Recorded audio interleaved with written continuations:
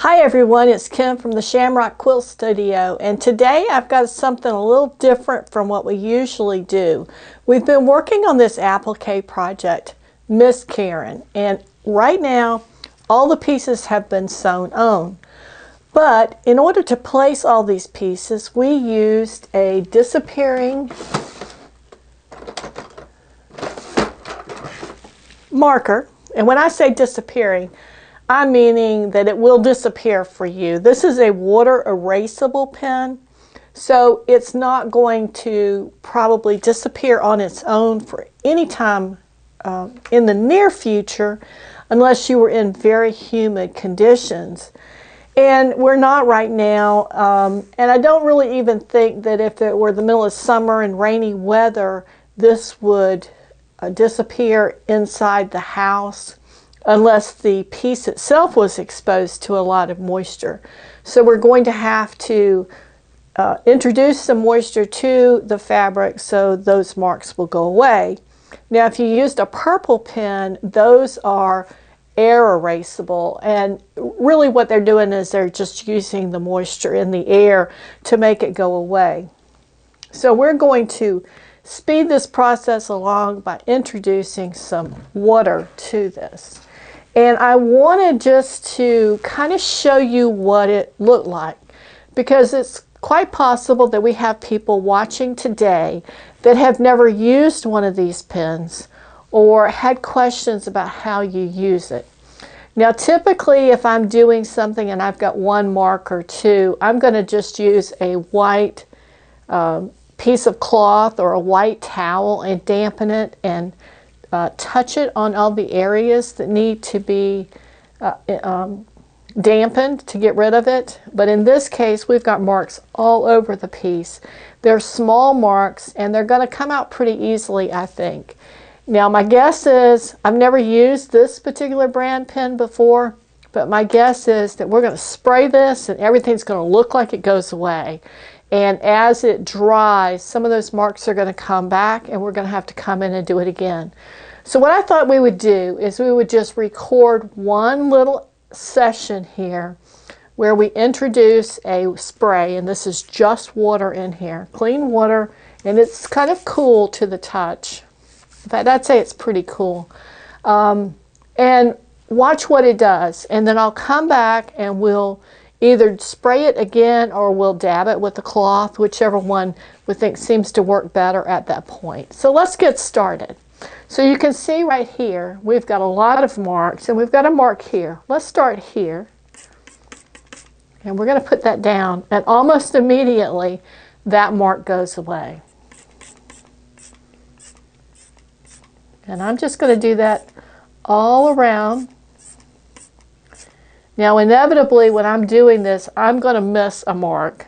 I'm going to either not spray it on the mark or overlook it entirely. And sometimes those marks can sit under the edge of the fabric and you really have a hard time seeing them. But we're just going to spray all around this design, any place that I see a mark. And I'm spraying right on it. I'm not soaking it, but I'm getting it pretty damp.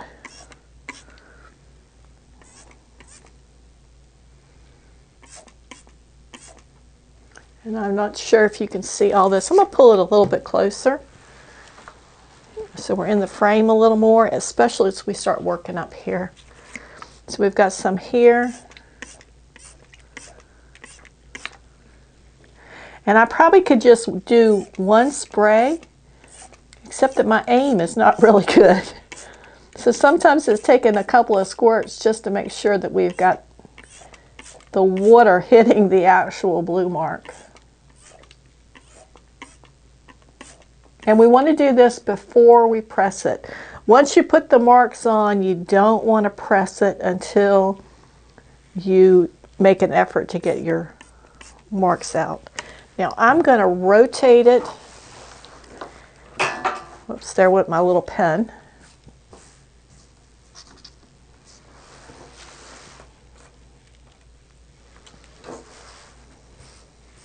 And I'm just looking for anything I might have missed.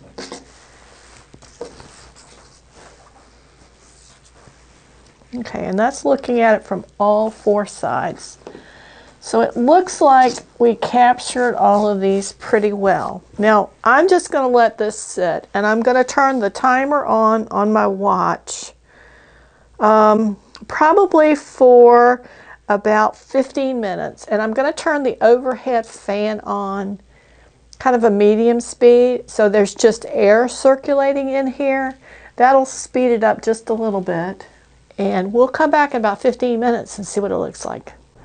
Okay, we're back and my timer was just going off. It's been 15 minutes since we sprayed this. The fan is still running, so you might hear a little rumbly noise or something. And we're back in here. The only thing I did was I turned it over one time just to kind of let the back get a little bit of air. And right now, let's take a look. And what do we see? I see a little bit here, and what I'm going to do is I'm going to take some of these blue pens and just kind of put them every place I see something blue sticking out.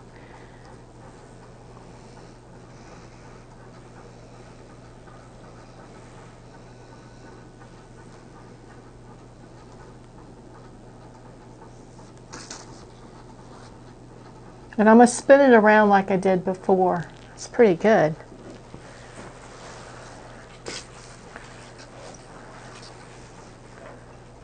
A little bit right here, a little bit right here.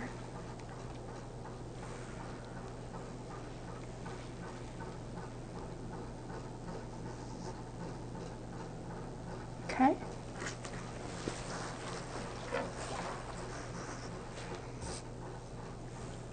A little bit hiding right up underneath there. It's just peeking out a little bit. Right here.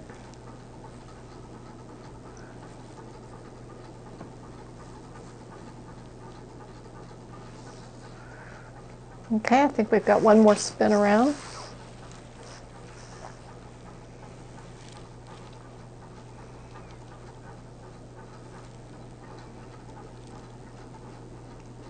Okay, and the other thing I want to check is the edge of this yellow. Let's see, there's two little areas in the same place that can use some attention. Okay, I think we've got it. So, whoops, there's one place right there. I think that was a registration mark.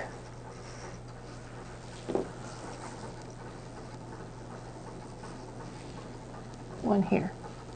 Okay, so all of those marks on here, we've got 1, 2, 3, 4, 5, 6, 7, 8, 9 to go.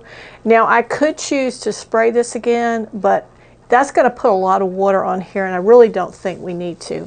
I've got a little cloth. It's designed to be a kitchen washcloth, like maybe you might do your dishes with. It's brand new, and I find these are really good because they hold water, and they're easy to wash. You can bleach them if you need to.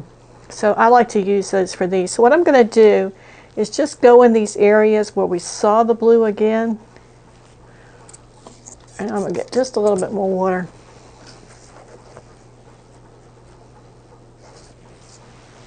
And these, we're just going to press with our finger on that area. And what that does is it squeezes out a little bit of water in just the area that's covered by your finger.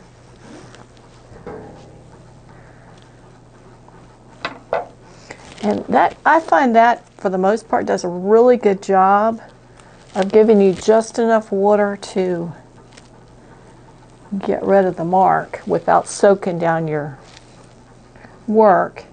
Now, spraying it the first time was a great idea because it allowed us to hit a lot of areas in a little bit of time.